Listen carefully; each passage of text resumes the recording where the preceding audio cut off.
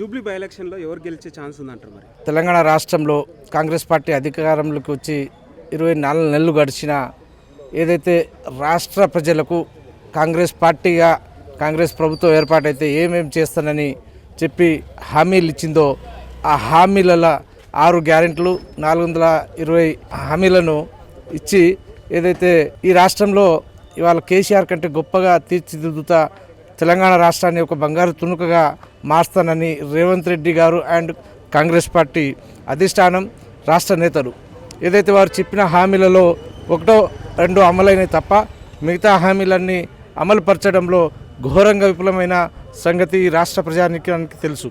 అందులో భాగంగా ఇవాళ కాంగ్రెస్ పార్టీ రాజకీయంగా అదే వాళ్ళ ప్రభుత్వ పరంగా ఏ రకంగా విఫలమవుతున్నది అనేది తెలుసు. ఎందుకంటే ఈ జూబ్లీహిల్స్ ఓటర్ మహాశైలకు నేను అనేది ఒకటే, వారు చెప్పిన మనకు హామీలు 6 గ్యారెంటీలు 420 హామీలు ఏవైతే ఉన్నాయో అవి అమలు పరచడంలో ఎందుకు విఫలమైనారు? మాకిస్తానన్న తులం బంగారం ఏది? ఓటర్ మహాశైలు అడగవలసిన విషయం.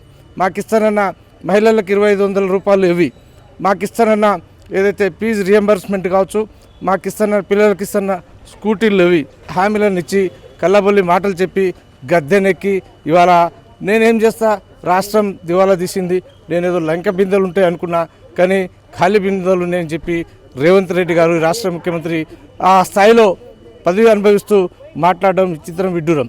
ఏదేమైనా జూబ్లీహిల్స్ ఓటర్ మహాశైలారా అర్థం చేసుకోండి, ఈ రాష్ట్రాన్ని సాధించిన ఘనుడు గౌరవ ముఖ్యమంత్రి కేసీఆర్ గారు. వారి చేతుల్లోనే ఈ రాష్ట్రం బంగారు తునుకగా మారుతుంది తప్ప ఏదైతే రేవంత్ రెడ్డి అండ్ వాళ్ళ టీము ఈ రాష్ట్రానికి దివాలా తీస్తూ ఇప్పటికే దివాలా తీసింది.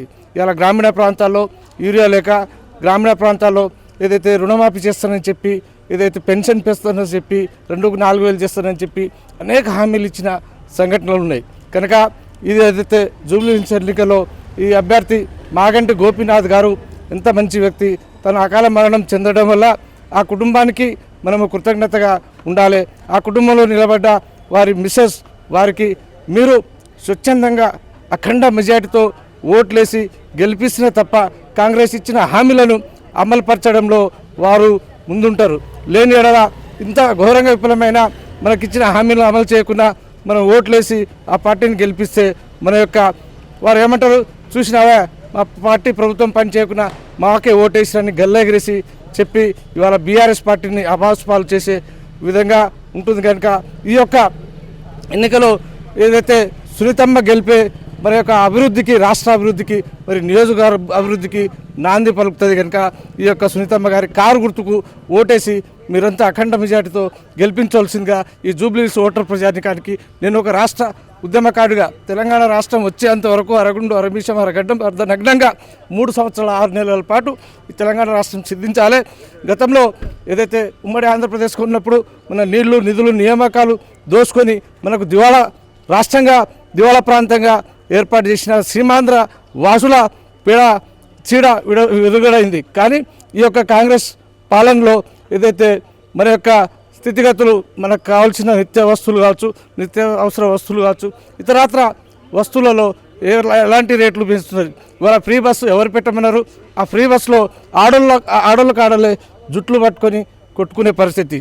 ఎందుకంటే ఫ్రీ బస్ అని పెట్టి ఇవాళ విపరీతంగా బస్ ఛార్జీలు పెంచిన సంఘటనలు ఉన్నాయి.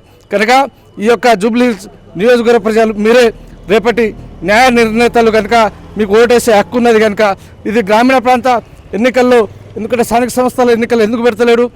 నేను ఎన్నికలు పెడితే ఘోరంగా గ్రామాలలో పార్టీ ప్రభుత్వం విఫలమైంది, ఎలాంటి అభివృద్ధికి సంక్షేమ పథకాలు కొనసాగుతలేవు. కనుక ఈ యొక్క రాష్ట్రంలో రావణ కాష్టంగా మారింది రాష్ట్రాన్ని చేసిండు రేవంత్ రెడ్డి. కేవలం తన కుటుంబాన్ని అభివృద్ధి చేసుకుంటున్నారు, కానీ ఏదైతే రియల్ ఎస్టేట్ వ్యాపారులకు ఏదైతే పెద్ద పెద్ద కంపెనీల దగ్గర దోచుకొని దాచుకుంటున్నారు. ఒక మహిళా మంత్రిగా ఉన్న శ్రీమతి కొండా సురేఖ గారిని ఏ రకంగా హింస పెడుతున్నారో ఈ ప్రభుత్వంలో చూస్తున్నాం. నిన్నగాక మొన్న జరిగిన సంఘటనలు కూడా చూస్తున్నాం.